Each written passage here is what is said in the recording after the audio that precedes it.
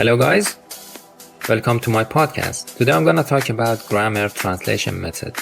I am sure you have heard about it, you know about it, and I'm gonna give you some information which may be helpful and useful for you. Okay guys, let's do it. First, I will talk about its history. Second, I will provide some information about the principles of this method. And finally, about the techniques which are applied in the grammar translation method classrooms. Hey everybody, let's have some fun. You only live but once, and when you dead, you done. So let the good time roll. First, history. Grammar translation method is not a new method of teaching. It was addressed differently by language teachers for many years. Because this method was initially applied in classical language teaching, it was called classical method. Jack C. Richards believed that grammar translation method was the offspring of German scholarships. This method was first known as the Prussian method in the United States. Because of the Prussian education system referring to education established in the late 18th and 19th century in Prussian. Some information which I found on the website Cambridge Delta Preparation, it says, the ability to read and translate classical texts gave rise to grammar translation method in 18th and 19th century.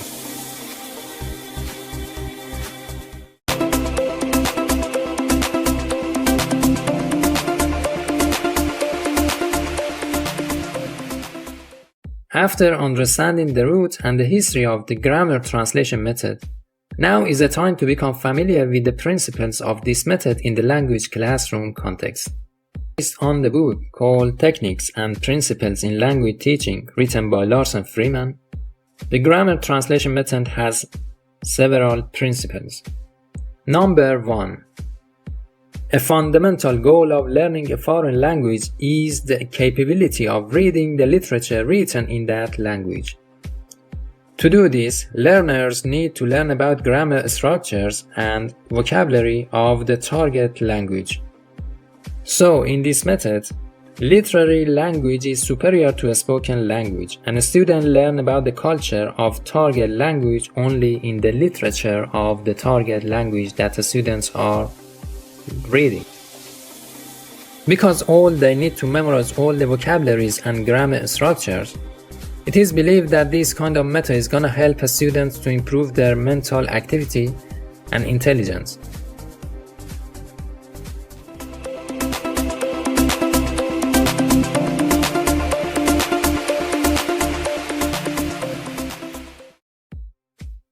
Number 2. An important purpose of learning is to translate from one language to another. If students are good translators, they are considered as competent language learners. It means also the primary skills of learning are developing the language learners' writing and reading. Little attention is given to listening, speaking, and none to pronunciation. So accuracy is emphasized more and fluency is limited. And the mostly used language in the classroom is the student's first language.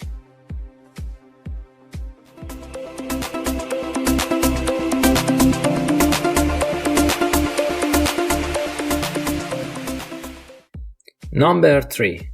It is gonna talk about the roles of teacher and students. In grammar translation method classes, the roles of teachers and students are very traditional, which means the teacher is acting like the authority standing at the center of the classroom by transferring the knowledge and the context of the textbooks. And the students are the receivers of the knowledge, who are like containers which are waiting to be filled with the knowledge of their teacher. As a result, most of the interaction in the classroom is from the teacher to the students, and little students to teacher or students to students interactions.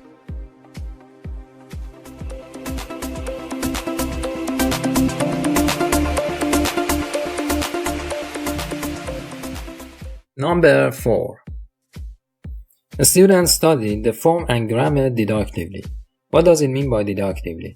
It means they are given grammar structures and examples to memorize.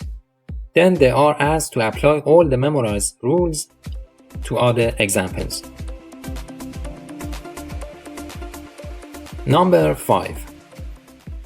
In this method of teaching, having the students get the correct responses is very significant. If students make mistakes or do not know an answer, their teacher gives them the correct one. So, what do you think about this way of teaching? Does it really help them to find solutions for their problems for the future? In my opinion, no. In order to make a student to become problem solvers, I'm planning to make for later in next episode talking about a new approach of teaching which is going to help a student to become creative and problem solvers.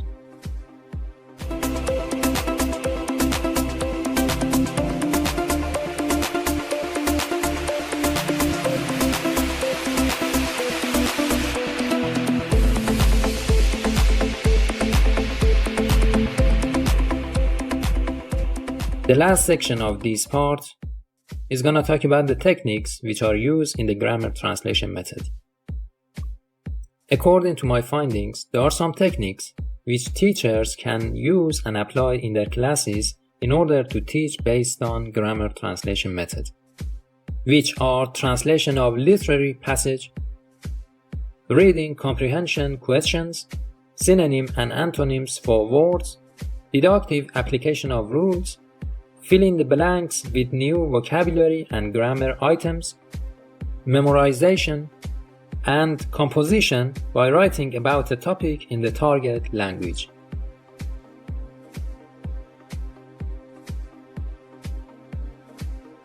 I don't care if you're young or old. Get together and let the good times roll. Don't sit down mumbling, talking trash. If you wanna have a ball, you gotta go out and spend some cash and let the good times roll. Let the good